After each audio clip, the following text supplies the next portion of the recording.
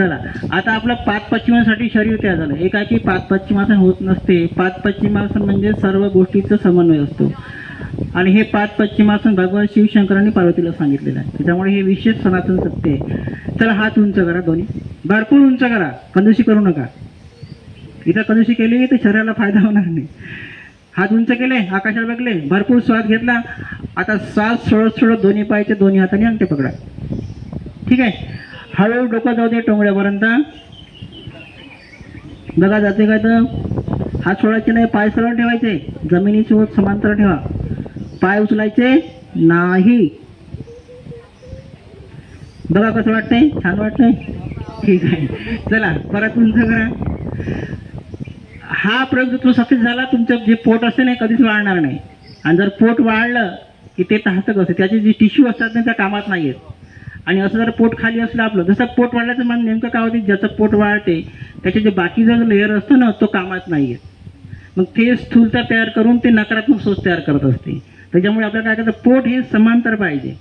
आणि पोट समांतरसाठी हा पाच पश्चिमासन असते. आणि पाच पश्चिमासन काय असते की पूर्ण वायू बाहेर निघत असते. हात उंच करत करत श्वास घ्यायचा आणि श्वास सोडत सोडत दोन्ही पायचे अंगठे पकडा. हळूहळू डोकं टेकवा, टोंगळ्यावर डोकं टेकवा, पाय उचलायचे नाही, समांतर ठेवा. अशा प्रकारे पाच पश्चिमासन करायचं असतं. ठीक आहे. पाच पश्चिमासन करताय शिकले तुम्ही. परत एकदा करा. दोन्ही हात उंच केले, उंच आकाशाकडे बघा. श्वास भरपूर घ्या आणि श्वास सोडत सोडत दोन्ही पायचे दोन्ही हाताने अंगठे पकडा. हळूहळू डोकं टेकवा. स्थिर राहायचा प्रयत्न करा. अशा प्रकारे हाय काही तुम्हाला मी आसन करून दाखवते, ते नंतर करायचं, तुम्ही नका करू. बघा आता हे झाले स्थिर आसन. आता मोठे आसन करायचे आहे. सर्वात ज्याची उंची कमी त्याने ताळासन. ताळासन कसं करायचं आहे, पंजा उभं व्हायचं आकाशाकडे. माझ्याकडे एकाच माईकमध्ये आहे. ठीक आहे. अशा प्रकारे ताळासन आपण करू शकतो. ताळासनमध्ये आपण चालू पण शकतो जागेवर अशा प्रकारे. त्याच्यामुळे ॲक्युप्रेशर क्रियात होते, त्याचबरोबर आकाश तत्व जास्त मिळत असते. ठीक आहे. वृक्षासन करायचं आहे. वृक्षासनमध्ये ज्याला निर्भयता आहे, जो भीतो कशामध्ये, ज्याला भीतीचे वाटते वातावरण, त्यांनी काय करायचं, वृक्षासन. वृक्षासन कसं करायचं आहे, पहिले शरीराचं बॅलन्स करायचं. आणि बघा या योगासनामध्ये दृष्टीला फार महत्त्व आहे. तुम्ही जर घाबरले तर लवकर लवकर घाबरता. आणि आता बघा माझं असं झालं ना, आणि ते जर आपण व्यवस्थित जर सावकाशमध्ये जर केलं, त्यामुळे शरीराच्या एकाग्रता वाढते आणि निर्भयता प्राप्त होते. असे आपण आलटू पलटून आसन करू शकतो. एकसारख्या ठिकाणी बघायचं, यामुळे एकाग्रता खूप वाढत असते. हे झालं वृक्षासन. त्याचबरोबर तुम्हाला जर स्मृतिवर्धक प्रयोग पाहिजे असेल तर दोन्ही हाताच्या मुठा बांधायच्या. बघा मूठ काऊन बांधतो आपण, शक्तीसाठी. आणि ही बरोबर या ठिकाणी ठेवायची, वर मान करायची आणि सारखे 25 श्वास घ्यायची.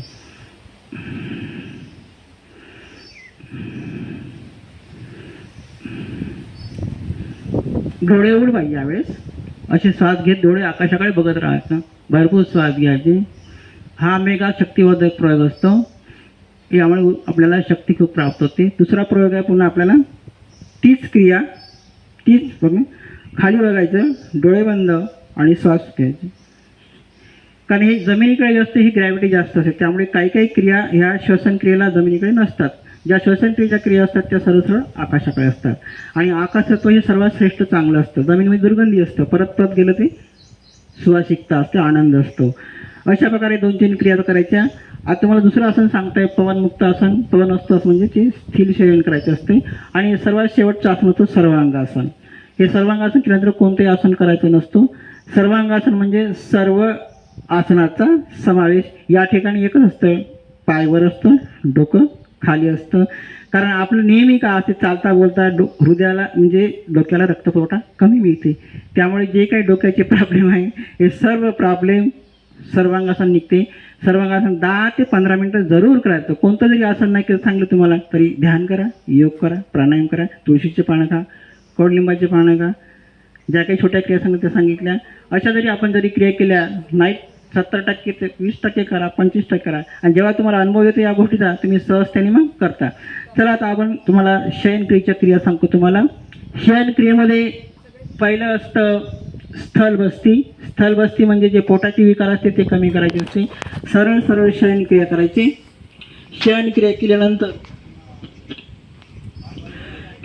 केल्यानंतर आकाशाकडे बघायचं, दोन्ही हाताची मूठ बांधायची आणि काय करायचं आहे, श्वास घ्यायचे, श्वास सोडून द्यायचा आणि पोटाला आतमध्ये खिचायचं. याला म्हणतात स्थलबस्ती. 30 ते 32 वेळा आपल्याला पोट खालीवर करायचं. यामुळे जो पोटामध्ये जी घाण असेल, जे काही टॉक्सिन असेल ते परिपूर्ण बाहेर निघतात आणि नवीन ऊर्जा प्राप्त होत असते. स्थलबस्ती प्रभावशाली प्रयोग आहे. सर्व रोगावर याचा रामबाण इलाज असते. स्थलबस्ती आपल्याला करायची असते. पण हे सर्व क्रिया आपल्याला उपाशापोटी करायच्या असतात. श्वास भरपूर घ्यायचा, श्वास सोडून ठेवल्यानंतर या क्रिया करायच्या. आणि परत काय करायचं आहे, पवनमुक्त आसन करायचं आहे. पवनमुक्त आसनामध्ये दोन्ही पायाला आपल्याला हृदयाला लावायचं आहे. अशा प्रकारे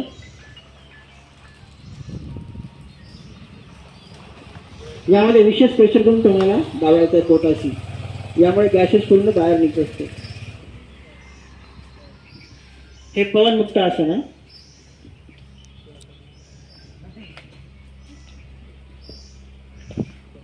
दोन्ही पाय एकत्र घेऊन पवनमुक्त आसन करू शकतो. अशा प्रकारे आपण पवनमुक्त आसन करू शकतो. त्यानंतर आपण कटिवर्त आसन करायचं आहे. दोन्ही हात साईडला ठेवायचे.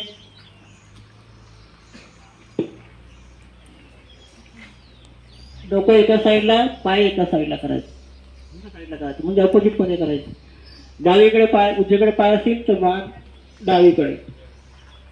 अशा प्रकारे कटिवर्त आसन करायचं. या क्रियेमुळे पाठीला खूप बळ मिळतं.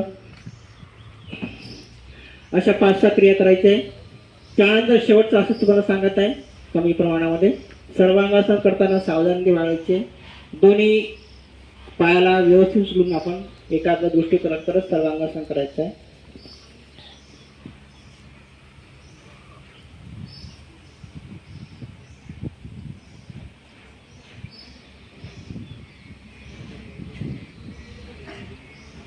आपण चांगला पण करू शकतो.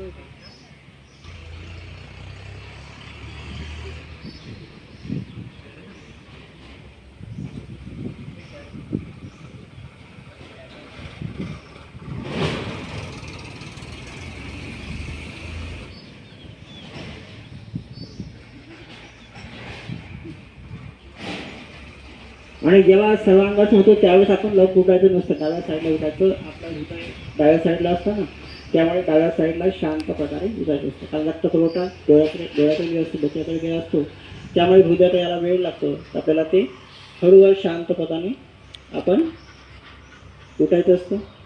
मी योगा खूप कमी घेतला तुमच्यासाठी, कारण एवढा योगा घेतला तर लक्षात राहणार नाही म्हणून महत्त्वाचा भाग घेतला.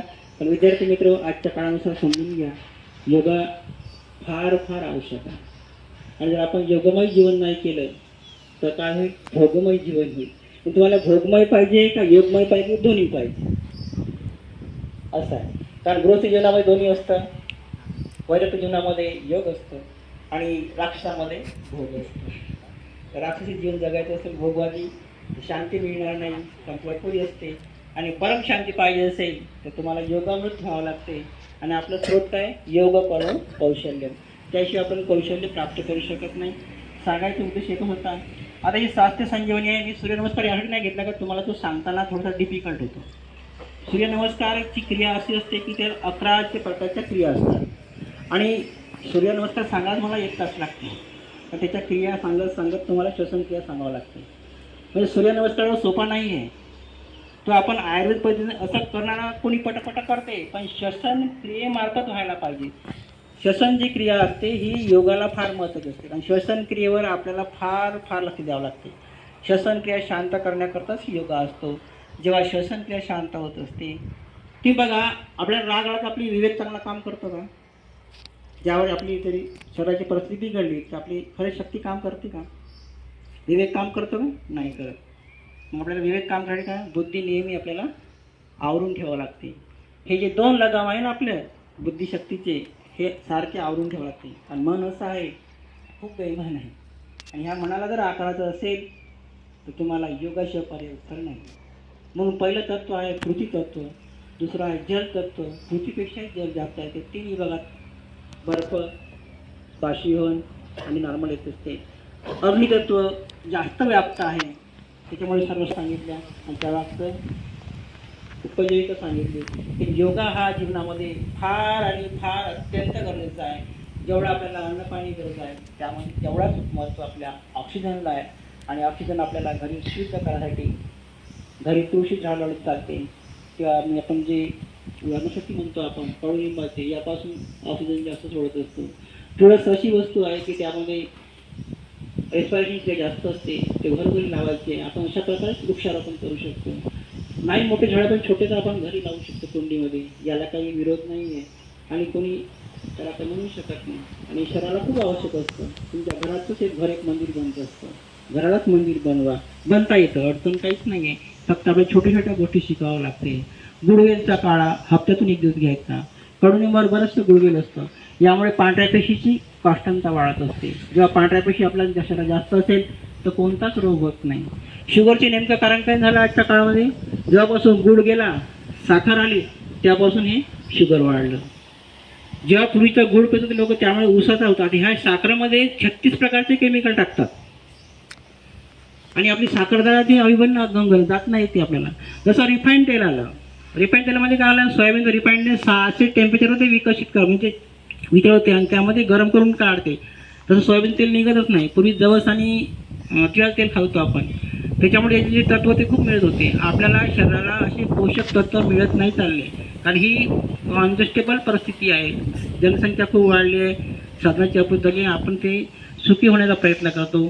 तसं आपण भोजन आहाराकडे विशेष लक्ष द्या, की आपण जर जेवणाकडे विशेष लक्ष दिलं तर शरीर शुद्धी रक्तमान बनते. आणि ह्या गोष्टी फार महत्त्वाच्या आहे. बाहेरचं दिवस ते कृष्णा वगैरे ते नाव चांगले आहे, पण आतून खाताना ते खराब आहे. तर आपल्याला काही कळत नाही सत्य कसं आहे आणि असत्य कसं आहे.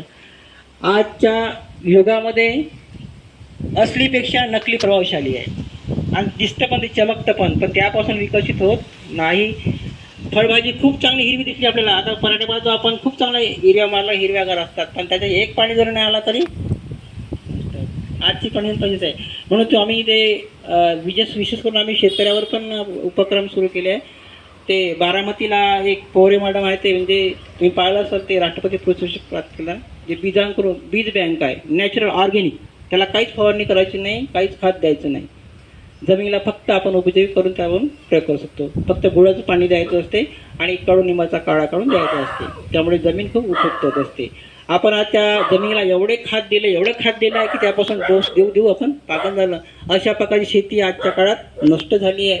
म्हणून जैविक भारत जे अभियान आहे हे पण चांगलं आहे. तर जैविक अभियानामध्ये जे बीज असतं हेच जैविक असतं. आणि फवारणी व्यतिरिक्त भाजीपाला असतो, कडधान्य असतो. ते जर आपल्या शरीरात जर गेलं तर विशेष लाभ मिळतो नॅचरल. पण आजच्या काळामध्ये ह्या खूप कठीण समस्या झाल्या आहे. तर आपल्याला त्याकडे वळायचं आहे. ज्यांना शेती आहे त्यांनी थोडंसं जैविक भारतकडे वळा. कमीत कमी खाद देण्याचा प्रयत्न करा, कमीत कमी फवारण्या करायचा प्रयत्न करा. तणनाशक सोडून द्या. तणनाशकमुळे पूर्ण जल बिघडलेलं आहे, pH व्हॅल्यू बिघडली आहे. त्याच्यामुळे हे क्लायमेट पूर्ण चेंज झालं आहे. पडला तर खूप पाऊस, पडली तर खूप ऊन. त्याच्यामुळे आज ही भयानक परिस्थिती आहे. इराण सुरू आहे तिकडे, आपल्याही तसं सुरू आहे. इथं तिथं अशांत वातावरण आहे. अशामध्ये आपण योगाच्या माध्यमातून शांती प्रस्थापित करून एक नवीन जीवन बनवूया. हेच भारतीय संस्कृतीचं मुख्य अंग आहे आणि हे आपल्याला स्वीकारावंच लागेल. त्याशिवाय आपल्याला शांती मिळणार नाही. अशा प्रकारे आजचा योगाचा कार्यक्रम आपल्याला सांगायचा होता. काही संक्षिप्तमध्ये घेतलेला आहे. कोणाला काही बोलायचं असेल तर बोलू शकतो. योगिक क्रियामध्ये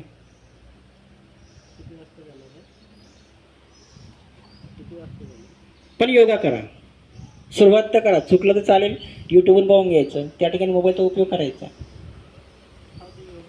आयुर्वेदमध्ये बरंचसं काही तुम्हाला मिळतं. तसं माझ्याकडे हे विसरूयाचं पुस्तक आहे, स्वास्थ्य संजीवनी, खूप छान आहे. ज्यामध्ये सूर्यनमस्कार पण दिला आहे, योगा पण आहे, आहारविधी पण आहे. आपण सहजतेनं घरी करू शकतो. चला आयुर्वेदकडे वळता मग उद्यापासून दवाखान्यात जायचा प्रयत्न कमी करा. सर्दी वगैरे काही झाली तर त्याचा ताप आला तरी आपण तुळशीचा काढा घेतला तरी बसू शकतो आपण. पण त्याला आपण थोडीशी शांत ठेवावं लागेल, एकदम जायचं नाही. त्याला 21 तासानंतर त्याचा कमी होत असते. 3 दिवस त्याचं प्रमाण जास्त असते. आपण दवाखान्यात गेलो तर डॉक्टर लोक ते बँडेज केलं तर आपण काय सांगतात 21 दिवस. तर तुम्ही 21 दिवस योगा करून पहा ना, नाही फरक जाणेल तर. 21 दिवस तुम्ही हा प्राणायाम करून पहा. सकाळी 5 वाजता उठा आणि करा. तुमच्यामध्ये फरक होते की नाही बघा. नॅचरल फरक होत असते. कारण 21 दिवसामध्ये परिपूर्ण तुमच्या नवीन पेशी तयार होतात, मज्जा तयार होत असते, रक्तामधला दोष नष्ट होत असते. म्हणून कोणत्याही गोष्टीला आपण 21 दिवस सांगतात. 21 दिवसांनी अंड फुटतात ना कोंबडीचं, बरोबर आहे ना? आहे की नाही नियम तो? 21 आपलं हाड जुडतात. काही करावं लागते का? अशा प्रकारे प्राकृतिक तयार होत असते. असंच आपण 21 दिवसामध्ये जेवण करतो ते 21 दिवसामध्ये आपली ते बुद्धीचा विकास होत असतो. अशा प्रकारे तुम्ही 21 दिवस कमीत कमी योगा करून बघा ना, तर तुम्हाला त्यातला अनुभव कळेल. बुद्धी सूक्ष्म होती. चला मग शेवटचा आपण शांतीपाठ घेऊया.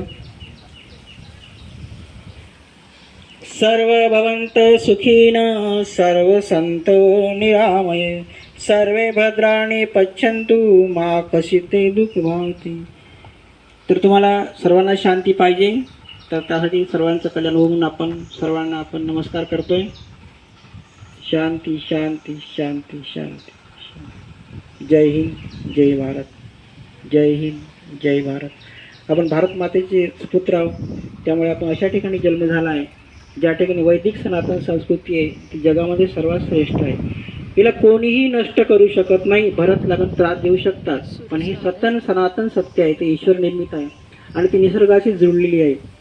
त्यामुळे निसर्गावर परिवर्तन होतच ते, पण त्याचा जो तत्व असते ते आनंद तत्व ते नष्ट नसते होत, कमी होईल. तेच आपल्याला प्राप्त करायचं. त्यालाच म्हणतात ईश्वर तत्व. सर्वांची मी अपेक्षा करतो का सर्वांनी वेळ दिला, ऐकून पण घेतलं, आणि मी अपेक्षा करतो की आपल्या जीवनामध्ये यशस्वी जीवन, आपलं मंगलमय जीवन जगावं, हीच कामना करत आजचा कार्यक्रम समाप्त करतो. जय हिंद, जय भारत. जय हिंद, जय.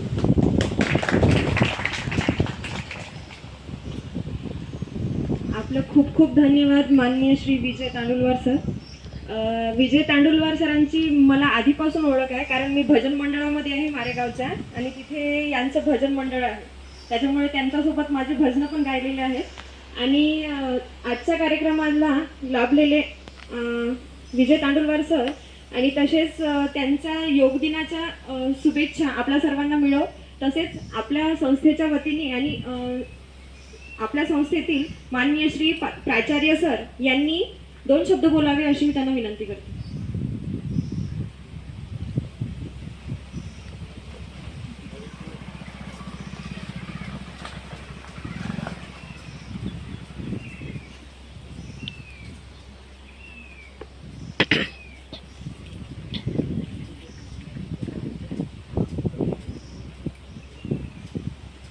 आज आपल्या संस्थेमध्ये योग दिनानिमित्त, आंतरराष्ट्रीय योग दिनानिमित्त नुकताच सर्वांनी माननीय श्री विजय तांदुळवार सर यांच्या मार्गदर्शनाखाली सर्वांनी योग केला. आणि असाच योग आणि योगासनं ही सर्व विद्यार्थ्यांनी, कर्मचाऱ्यांनी आणि मी सुद्धा दररोज करीन,